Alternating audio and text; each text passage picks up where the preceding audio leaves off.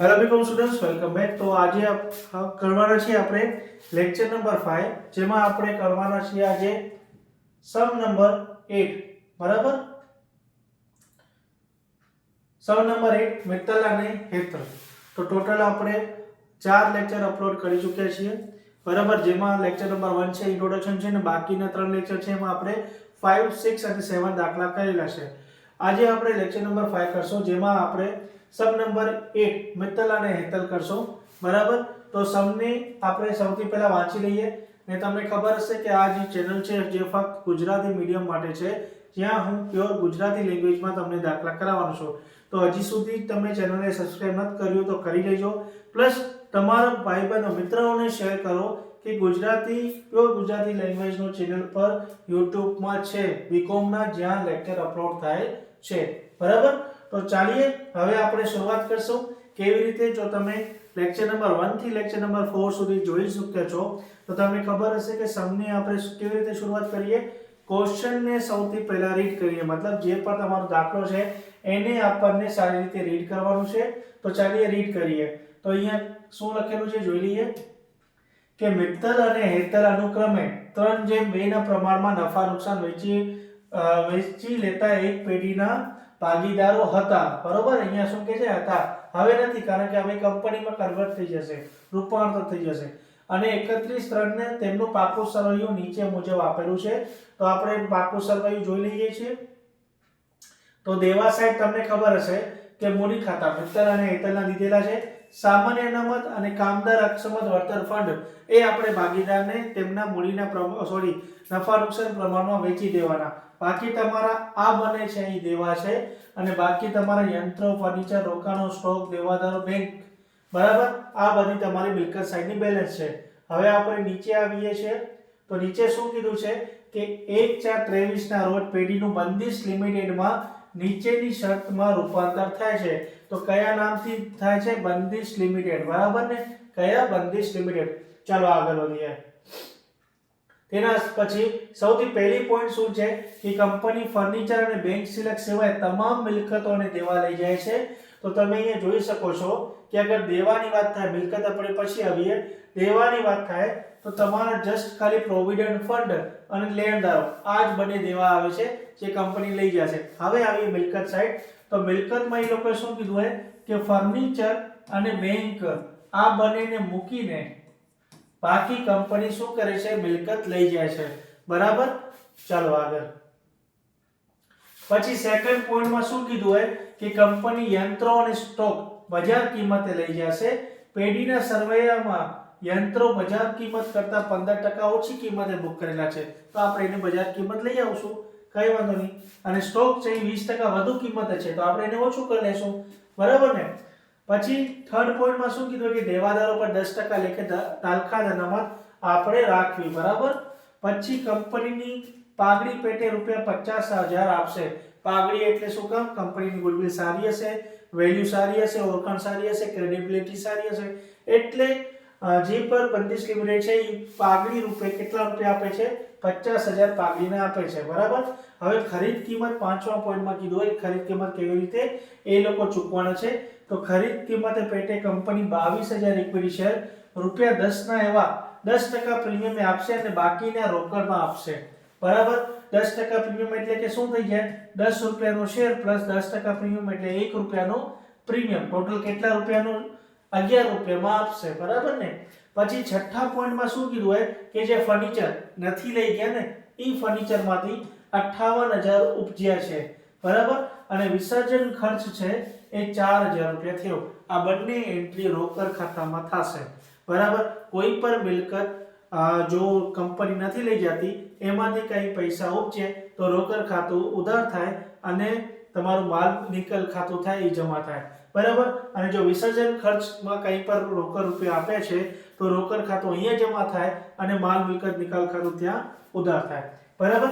હવે સાતમી પોઈન્ટ છે એમાં શું કહેવા માંગે છે કે કંપની પાસેથી મળેલ શેરો પૈકી 7,000 શેરો ₹12 ના ભાવે વેચી દેવામાં આવેલ છે અને બાકીના શેરો છે નફા નુકસાન વેચની પ્રમાણમાં ભાગીદારો વેચી લે છે। મતલબ જે પણ શેર મળ્યા આપણને, કેટલા શેર મળ્યા આપણે અહીંયા જોઈએ તો ટોટલ 22,000 તમને શેર મળ્યા, એમાંથી 7,000 વેચી દેવાય છે અને બાકીના જે છે એ ભાગીદારો તેમના નફા નુકસાન પ્રમાણમાં લઈ જાય છે. ઠીક છે. હવે તમને ખાતા કયા બનાવવાના છે એ આપણે જોઈ લઈએ છીએ. તો આમાં ખાતા થોડા વધારે બનાવવાના છે. ઠીક છે. જેમ કે માલ મિલકત નિકાલ ખાતું, ભાગીદારોનું મૂડી ખાતું, ગણતરી દર્શાવતું પત્રક બનાવવાનું, બંદિશ લિમિટેડ ખાતું બનાવવાનું, બંદિશ લિમિટેડ શેરનું ખાતું બનાવવાનું અને રોકડ ખાતું બનાવવાનું. તો ગણતરીનો તો આપણે કરીએ જ છીએ ને, જે પણ તમારી ખરીદ કિંમત છે એને આપણે કેવી રીતે વેચીએ છીએ એ આપણે બનાવીએ રહ્યા, પ્લસ ખરીદ કિંમતનો પણ આપણે આખું પત્રક બનાવી રહ્યા. તો એ તો તમારું એમાં કવર થઈ જશે. બાકીના તમારા એડિશનલ ખાતું અગર કહીએ તો એક બંદિશ લિમિટેડ ખાતું અને એક બંદિશ લિમિટેડ શેરનું ખાતું, આ બંને ખાતા તમારા એડિશનલ ખાતા આ સમમાં આવવાના છે. બાકી માલ મિલકત નિકાલ ખાતું, ભાગીદારનું મૂડી ખાતું અને રોકડ ખાતું આ તો આપણે નકાઈ બનાવવાનો છે. બરાબર. રોકડ ખાતું સમમાં ના આપેલું હોય તો તમે બનાવજો, કારણ કે રોકડ ખાતાથી આપણને ખબર પડે કે સમ ટેલી છે કે નથી. તો અહીંયા સુધી સમજાઈ ગયું. આ જેટલા પણ ખાતા છે તમને દેખાડ દઉં, મેં બનાવીને રાખ્યા છે. ઠીક છે. સૌથી પહેલા આવ્યું માલ મિલકત નિકાલ ખાતું. બરાબર. ક્લિયર. તેના પછી મેં અહીંયા બનાવ્યું છે રોકડ ખાતું. આવ્યું. ક્લિયર. દેખાઈ ગયું. તેના પછી આપણે અહીંયા આવીએ તો ભાગીદારનું મૂડી ખાતું આવેલું, પછી બંદિશ લિમિટેડ ખાતું. ઠીક છે. પછી બંદિશ લિમિટેડ શેરનું ખાતું. અહીંયા બંદિશ લિમિટેડ ખાતું છે, પછી બંદિશ લિમિટેડ થી શેર મળ્યા એ શેરનું ખાતું છે. બરાબર ને. અને છેલ્લે અહીંયા મેં શું કરી રાખી છે, તમારી કેલ્ક્યુલેશન આપણે કરેલી રાખી છે કે એની ખરીદ કિંમતની. ક્લિયર. તો સૌથી પહેલા આપણે શું કરવાના છીએ, ખરીદ કિંમત કાઢવાના છીએ. તો ખરીદ કિંમત કાઢશું આપણે. તો ખરીદ કિંમતમાં સૌથી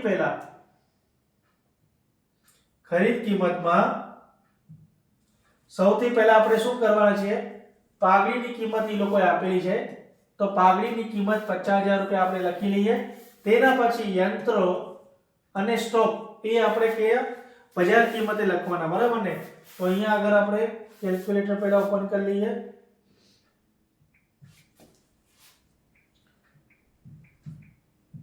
કેલ્ક્યુલેટર. બરાબર. તો યંત્રોની કિંમત કેટલી હતી, 85,000 અહીંયા જોઈ શકાય છે. એ શું છે, 15% ઓછી કિંમતે દેખાયેલા છે. તો આપણે 15% વધુ કરી લઈએ તો જે 15% ઓછી મતલબ કેટલા થઈ જાય ખબર, 85 થઈ જાય. બરાબર. તો 85,000 ગુણ્યા 100, આપણે 100 દેખાડવાના ને. 85,000 ગુણ્યા 100, એક સેકન્ડ, 85,000 ગુણ્યા 100 ભાગ્યા 85, તો ટોટલ 1 લાખ રૂપિયા આવી ગયા યંત્ર. તેના પછી સ્ટોક એ 20% વધુ આપેલા છે, મતલબ 120 આપેલા છે. તો આપણે 100 એ કેટલા, તો 1,20,000 ગુણ્યા 100 ભાગ્યા 120, તો કેટલા થઈ ગયા, 100 થઈ ગયા. બરાબર. 1 લાખ રૂપિયા થઈ ગયા. ક્લિયર. હવે દેવાદારો પર 10% દાખલા અનામત રાખવાની. તો 80,000 ના દેવાદાર છે, 10% એટલે કેટલા થાય, 8,000. તો 80 માંથી 8 બાદ થઈ ગયા તો કેટલા આવી ગયા દેવાદાર, 72,000 આવી ગયા. રોકાણો છે. બરાબર. રોકાણો છે એના વિશે કાંઈ એ લોકોએ નથી કીધું, મતલબ પુણ્ય મૂલ્યાંકન વેલ્યુ નથી કીધી. તો રોકાણો આપણે ચોપડે કિંમત જ લઈ જશું. બરાબર. તો કંપનીના બધી મિલકતો આવી ગઈ જે લઈ જાય છે. ટોટલ એનો કેટલો આવે છે, 3,82,000. અહીંયા આપણે ટોટલ કરી લઈએ. આનો તો આવ્યું 50,000 પ્લસ 1 લાખ પ્લસ 1 સેન્ટ ભેગા જ કરી લઈએ, અને પછી 72. ટોટલ કેટલા આવી ગયા, 3,82,000 આવી ગયા. હવે આપણે શું કરવાનું છે, જેટલી પણ કંપની દેવા છે, જેમ કે પ્રોવિડન્ટ ફંડ અને લેણદારો. બરાબર. કારણ કે બાકીના તો તમે જોઈ શકો છો કે લેણદારો છે જ નહીં, બાકીના તો ભાગીદારમાં વેચાઈ જશે. જેમ કે સામાન્ય અનામત, કામદાર અક્ષમત. બરાબર ને. તો આ બંને ખાલી પ્રોવિડન્ટ ફંડ ને લેણદારો આ બંને આવી રહ્યા. કેટલા, 40,000 અને 90,000, ટોટલ કેટલા થઈ જાય, 1,30,000. હવે જે તમારું કુલ મિલકત છે એમાંથી કુલ દેવા બાદ કરી નાખો તો તમારું કેટલું બચે, 3,82,000 માઈનસ કરીએ 1,30,000, તો કેટલા આવી ગયા, 2,52,000 આવી ગયા. બરાબર. 2,52,000 તમારા આવી ગયા. એ તમારી શું થઈ ગઈ, ખરીદ કિંમત થઈ ગઈ. હવે જે ખરીદ કિંમત છે એની આપણે કેલ્ક્યુલેશન કરી નાખીએ કે એને કેવી રીતે પૈસા આવવાના છે એની ગણતરી કરી નાખીએ. તો જો 2,52,000 છે બરાબર, તે 22,000 ઇક્વિટી છે 10 રૂપિયાના ભાવે. શેર દીઠ ભાવ શું છે? 10 રૂપિયા. તો ટોટલ 2,20,000 આવી ગયું. હવે 10% પ્રીમિયમ એટલે 10 રૂપિયાના 10% કેટલા થાય? 1 રૂપિયો. તો 22,000 ગુણ્યા 1 તો કેટલા થઈ જાય? 22,000 બરાબર. ને બાકીની બેલેન્સ કિંમત કેમાં ચૂકશે? રોકડમાં. તો અહીંયા આપણે જોઈ લઈએ. તો ટોટલ આપણી 2,52,000 છે. 2,52,000 છે. અચ્છા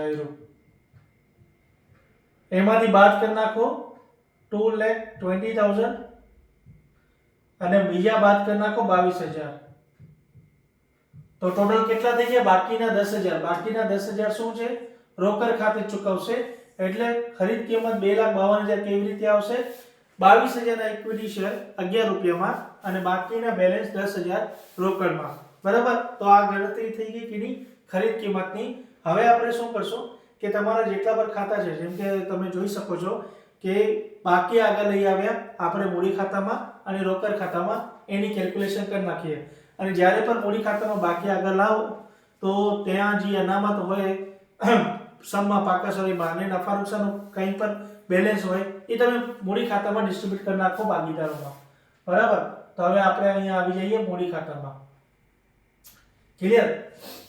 તો આવ્યો. હવે મૂડી ખાતામાં અગર આપણે જઈએ તો મિત્તલની 1.5 લાખ અને હેતલની કેટલી છે? 1,10,000. તો બાકી આગળ લઈ આવ્યા મિત્તલના 1.5 લાખ અને હેતલના કેટલા થઈ ગયા? 1,10,000. અને સામાન્ય અનામત તમે જોશો તો 30,000 છે.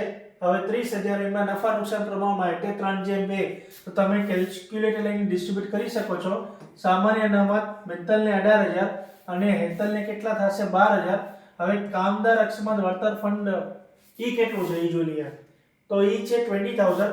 હવે 20,000 ને પણ 3/2 માં વેચી નાખો તો 12,000 મિત્તલને અને 8,000 કોને જશે? હેતલને. તો આ જે ફંડ છે એ ડિસ્ટ્રીબ્યુટ થઈ ગયા. હવે તમારે શું કરવાનું? રોકડ ખાતામાં બેલેન્સ લખી લેવાની. બરાબર. તો રોકડ ખાતામાં બેલેન્સ લખી લ્યો. એક સેકન્ડ. આયો રોકડ ખાતું. બાકી આગળ લઈ આવ્યા. બરાબર. 20,000. ક્લિયર? તો આ તમારું થઈ ગયું. બાકી આગળ લઈ આવ્યા રોકડ ખાતામાં. હવે તમારે શું કરવાનું? સીધો આવી જાઓ માલ મિલકત નિકાલ ખાતે. ક્લિયર? માલ મિલકત નિકાલ ખાતેમાં ઉધાર સાઈડ તમારે બધી મિલકતો લખવાની અને જમા સાઈડ તમારે શું લખવાના? દેવા લખવાના. તો તમે ક્વેશ્ચનમાં જોઈ શકો છો મેં અહીંયા લખી જ છે. યંત્રો 85,000, પછી રોકાણો 60,000, સ્ટોક તમારો 21, દેવાદારો 80,000 અને ફર્નિચર કેટલો આવી ગયો? 75,000 અને દેવા સાઈડમાં લેણદારો તમારા 90,000 આવી ગયા અને પ્રોવિડન્ટ ફંડ તમારું 40,000 આવી ચૂક્યો. હજી એક વસ્તુ તમારે લખવાની છે, ખરીદ કિંમત કોની? બંદિશ લિમિટેડની 2,52,000. આટલી વસ્તુ તમને માલ મિલકત નિકાલ ખાતે લખી લેવાની. હવે તમારે શું કરવાનું? કોઈ પણ વિસર્જન ખર્ચ તમે કર્યું હોય એની નોંધ કરી નાખીએ. તો રોકડ ખાતામાં પહેલા માલ મિલકત નિકાલ ખાતામાં ઉધાર કરી નાખો વિસર્જન ખર્ચ બરાબર 4,000 રૂપિયા. અને પછી રોકડ ખાતામાં શું કરવાનું? તમારે એને જમા કરી નાખવાનું, કારણ કે તમે રોકડ પેટે ચૂકવ્યા. બરાબર. તેના પછી કોઈ પણ મિલકત દેવા તો પતી ગયા. કોઈ પણ મિલકત એવી છે કે જે કંપની નથી લઈ જતી તો છે કઈ? ફર્નિચર. અને ફર્નિચરને વેચીને આપણને કેટલા રૂપિયા મળ્યા? આપણને ટોટલ 58,000 રૂપિયા મળ્યા. તો તમારે શું કરવાનું? રોકડ ખાતું તમારે શું કરવાનું? ઉધાર કરવાનું. ક્લિયર? ફર્નિચર ખાતે આવેલું 58,000 અને તમારે માલ મિલકત નિકાલ ખાતે શું કરવાનું? જમા કરવાનું 58,000 રૂપિયા. ક્લિયર? આટલું થઈ ગયું તમારું. હવે આપણે શું કરવાનું છે? હવે નીચે આવી જાઓ અહીંયા. હવે જે આપણને કંપનીએ જેટલા પણ 7,000 ઇક્વિટી શેર વેચ્યા છે એની ગણતરી કરી લઈએ. બરાબર. તો અહીંયા આગળ તમે શું જોઈ શકો છો? કંપનીએ વેચાણ કેટલામાં કર્યું? 7,000 ઇક્વિટી શેર છે એ 12 રૂપિયામાં લીધું. તો મળ્યા કેટલામાં હતા? ભાગીદારોને 11 રૂપિયામાં. બરાબર. તો 77,000 ની તો ઈ લોકોની એક તરહની કોસ્ટિંગ કહી શકીએ, મૂળ કિંમત હતી. બરાબર. એ લોકોએ 1 રૂપિયો એડિશનલ ખાલી લીધો ને, 1 રૂપિયો જ એડિશનલ લીધો ને એટલે પ્રોફિટ કેટલાનો થયો? 7,000 નો પ્રોફિટ થયો. બરાબર. ટોટલ સેલ કેટલાની થઈ? શેર્સની 84,000 ની થઈ. બરાબર.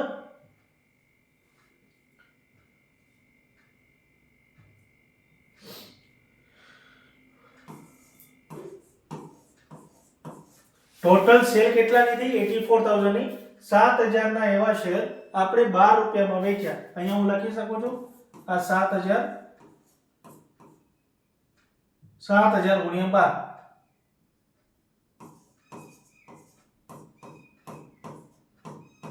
ક્લિયર? જેમાંથી 1 રૂપિયા તમારો નફો છે અને 7,000 ગુણ્યા 11 મતલબ 77,000 તમારી શું છે? મૂળ કિંમત છે. આ બંનેની એન્ટ્રી તમારે અલગ અલગ કરવાની રહેશે. આમાં મૂળ કિંમતની એન્ટ્રી અલગ થશે જમા સાઈડ અને 7,000 ની જમા સાઈડ અલગ થશે. બાકી ઉધાર તો તમારે એક જ થશે. કેવી રીતે? કે જો કોઈને પર વેચ્યા હોય, બરાબર, તો એને તો આપવાના કેટલા? 84,000 આપવાના. તો રોકડ ખાતો તો 84,000 થી પૂરેપૂરો ઉધાર થવાનું છે, પણ બંનેને અલગ અલગ તરીકે શો કરવાનું પડશે. બરાબર. સૌથી પહેલી એન્ટ્રી તો આપણે અહીંયા કરી નાખીએ. રોકડ ખાતે અહીંયા લખવાનું છે 7,000. અહીંયા મેં ઇક્વિટી વેચાણ ખાતે લખ્યું છે, પણ તમારે શું લખવાનું? મેં નથી લખ્યું, પણ તમે લખી લેજો. આ ખાતું આપણને બનાવ્યું હતું, ખબર હે? બંદિશ લિમિટેડ શેરનું ખાતું. તો તમારે એ જ લખવાનું છે અહીંયા. બરાબર. એ જ લખવાનું છે તમારે અહીંયા 7,000 બંદિશ લિમિટેડ શેર ખાતે. બરાબર. 7,000 બંદિશ લિમિટેડ શેર ખાતે અને અહીંયા લખવાનું 7,000 ગુણ્યા 11. કેટલા આવી ગયા? 77,000. આ આપણે અહીંયા થશે ઉધાર અને સેમ બંદિશ લિમિટેડ શેર ખાતું જ્યારે કરાવીશ ત્યાં આપણે જમા કરશું. અને બીજું તમારે જે પણ નફો થયો એ આપણે ક્યાં લઈ જશું? માલ મિલકત નિકાલ ખાતે. અહીંયા લખશું 7,000 ઇક્વિટી શેર નફો માલ મિલકત નિકાલ ખાતે 7,000 ગુણ્યા 1. સમજાઈ ગયું? તો હવે જે નફો થયો એ તમે માલ મિલકત નિકાલ ખાતે આવી જાઓ અને અહીંયા લખી નાખો રોકડ ખાતે શેર્સ વેચાણ નફો 7,000 રૂપિયા. બરાબર. તો આટલી બધી એન્ટ્રીઓ તમારી થઈ ચૂકી છે. હવે તમારે જે પણ બે ખાતા છે અહીંયા હું તમને સમજાવી દઉં. બંદિશ લિમિટેડ ખાતું અને બંદિશ લિમિટેડ શેરનું ખાતું. તો સૌથી પહેલા બંદિશ લિમિટેડ ખાતામાં આવીએ છીએ. બંદિશ લિમિટેડમાં સૌથી પહેલા તમે જે ખરીદ કિંમત છે માલ મિલકત નિકાલ ખાતે જે આપણે જમા કરી હતી અહીંયા તમારે ઉધાર કરવાની 2,52,000. સમજાઈ ગયું? હવે 2,52,000 કેવી રીતે બંદિશ લિમિટેડ ચૂકવે છે તેની એન્ટ્રી જમા સાઈડ આપણે કરશું. તો 22,000 ઇક્વિટી શેર 10 રૂપિયાના ભાવે એટલે 2,20,000 અને 22,000 ઇક્વિટી શેર 1 રૂપિયાનું પ્રીમિયમ હતું એટલે કેટલા થયા? 22,000 થઈ ગયા. પછી બાકીનો બેલેન્સ રકમ કેમ ચૂકવે છે? 10,000 રૂપિયામાં. ઠીક છે. તો ટોટલ તમારું 2,52,000 અકાઉન્ટ થઈ ગયું ટેલી બે સાઈડ. સમજાઈ ગયું? હવે તમારે બંદિશ લિમિટેડનું શેર ખાતામાં આવવાનું. તો જેટલા પણ શેર છે, કેટલા રૂપિયા શેર છે? 2,42,000 અહીંયા જમા થયા. બંદિશ લિમિટેડમાં શું થશે? ઉધાર થશે. નામ શું આવશે? બંદિશ લિમિટેડ ખાતે. અહીંયાથી આવે ને એટલે બંદિશ લિમિટેડ ખાતે 2,42,000. સમજાઈ ગયું? હવે જે તમે 7,000 ના 11 રૂપિયાના હિસાબે વેચ્યા હતા અહીંયા તમારે જમા કરવાના. રોકડ ખાતામાં ઉધાર કર્યા હતા અહીંયા તમારે જમા કરવાના રોકડ ખાતે. કેટલા? 77,000. હવે જે તમારા શેર બચશે એ ભાગીદારો લઈ જશે કેના? નફા નુકસાન પ્રમાણમાં. તો અહીંયા કેલ્ક્યુલેટર ઓપન કરીએ તો ટોટલ તમારું 2,42,000 ના શેર છે. બરાબર. જેમાં 77,000 વેચાઈ ગયા. બરાબર. તો બાકી 1,65,000 ભાગીદારો લઈ જશે. તો પહેલા આપણે કરી નાખીએ કોના અકાઉન્ટમાં? મિત્તલના અકાઉન્ટમાં કરી નાખીએ. તો ગુણ્યા 3 ભાગ્યા 5 તો 99,000 મિત્તલના અકાઉન્ટમાં 3/5 અને અહીંયા 2/5. બાકી 66,000 કોણ લઈ જશે? હેતલ લઈ જશે. બરાબર ને? તો અહીંયા આવી ગયો અકાઉન્ટ ટેલી થઈ ગયું. 2,42,000 ઉધાર થયા. 77,000 વેચાઈ ગયા. બાકી 99 ને 66 ભાગીદારને મૂડી ખાતે વેચાઈ ગયા. હવે અહીંયા ભાગીદારનું મૂડી ખાતું જમા થયું છે તો ભાગીદારના મૂડી ખાતામાં આપણે ઉધાર કરશું અને શું લખશું? Bandish limited equity share. બરાબર. 99,000 મિત્તલના અકાઉન્ટમાં અને 66,000 કેના અકાઉન્ટમાં? હેતલના અકાઉન્ટમાં. સમજાઈ ગયું? અહીંયા સુધી ક્લિયર થઈ ગયા તમે? હવે આપણે આવી જઈએ છે માલ મિલકત નિકાલ ખાતે. બધી એન્ટ્રીઓ આપણી થઈ ગઈ છે. હવે આપણે કાઢવાનું છે નફો. નફો મેં કાઢી રાખ્યો છે. તમે અહીંયા સૌથી પહેલા માલ મિલકત નિકાલ ખાતે ટોટલ આપણે કરી નાખીએ છીએ જમા સાઈડનો. તો જમા સાઈડનો ટોટલ કરીએ તો 90000 પ્લસ 58000 અને પ્લસ 40000 અને પ્લસ 2,52,000 અને પ્લસ 7,000. તો ટોટલ કેટલા આવી ગયા? 4,47,000. એ તમારે અહીંયા ઉધાર સાઈડ માઈનસ કરી નાખો 85,000 અને માઈનસ કરશો 60,000 માઈનસ કરશો 2 લાખ આપણે ડાયરેક્ટ કરી નાખીએ અને બાકી 75 ને 4 એટલે 79,000. તો ટોટલ તમારો 23,000 નો પ્રોફિટ આવ્યો. અહીંયા તમે જોઈ શકો છો. હવે તમારે મિત્તલ ને હેતલ મેં 3/2 માં વેચી નાખવાનું. બરાબર? તો 13,800 મિત્તલના અકાઉન્ટમાં અને 9200 કોને અકાઉન્ટમાં? હેતલના અકાઉન્ટમાં વેચી દેવાનું. માલ મિલકત નિકાલ ખાતાનો નફો આવ્યો. બરાબર? તો આ માલ મિલકત નિકાલ ખાતે નફો 13,800 અને 9200. બરાબર? હવે તમે કેલ્ક્યુલેટર લઈને પોતે પર કેલ્ક્યુલેટર કરી નાખો. મિત્તલનો અકાઉન્ટ ઉધાર સાઈડ જમા સાઈડ ટોટલ આવે છે 1,93,800 અને હેતલનો આવે છે 1,39,200. એ આપણે બંને સાઈડ અહીંયા લખી નાખ્યા. એમાંથી આપણે આ ઇક્વિટી વાળા અમાઉન્ટ છે માઈનસ કરી નાખશો અને બાકીની જેટલી પણ બેલેન્સ છે. બરાબર? હવે તમે 5મા લેક્ચરમાં પહોંચી ચૂક્યા છો તો તમને ખબર હશે બાકીની બેલેન્સ જો તમારે ઉધાર સાઈડ બચે તો તમે રોકડમાં એ લોકોને ચૂકવી નાખવાની અને જમા સાઈડ અગર ઓછી આવે તો એ લોકોને રોકડ લાવવાની. અહીંયા ઉધાર સાઈડ છે એટલે આપણને રોકડ આપવી પડશે અને અહીંયા લખશો આપણે રોકડ ખાતે 94,800 મિત્તલ અને 73,200 હેતલ. ઠીક છે? તો હવે રોકડ ખાતે આવી જઈએ કારણ કે આપણે એને રોકડ ચૂકવ્યા છીએ. તો રોકડ ખાતામાં આપણે જમા સાઈડ લખશું મિત્તલ મૂડી ખાતે 94,800 અને હેતલ મૂડી ખાતે 73,200. બરાબર? અને ખરીદ કિંમતની એન્ટ્રી આપણે કરી નાખી હતી. નથી કરી તો સમજાવી દઉં. જે પણ 10,000 બેલેન્સ ઇન કેશ હતા એ 10,000 આપણે અહીંયા લખવાના છે. બરાબર? ખરીદ કિંમતમાં રોકડ સાઈડ ઉધાર લખવાના. ક્લિયર? 7,000 તો મેં સમજાવી દીધા હતા. હવે આપણે શું કરવાનું છે? રોકડ ખાતું લાસ્ટમાં ટેલી કરવાનું છે. જો રોકડ ખાતું ટેલી થઈ ગયું તો આપણો દાખલો સાચો. તો જમા સાઈડ કરી નાખીએ 4,000 પ્લસ 94,800 પ્લસ 73,200. ટોટલ કેટલા થઈ ગયા? 1,72,000. હવે અહીંયા આવી જઈએ તો માઈનસ કરીએ આપણે 20,000 માઈનસ 58,000 અને માઈનસ 77,000 અને માઈનસ 17,000 કરી નાખીએ 7 ને 10. તો ટોટલ આવી ગયો 0. બરાબર? બંને સાઈડ અકાઉન્ટ થઈ ગયો ટેલી.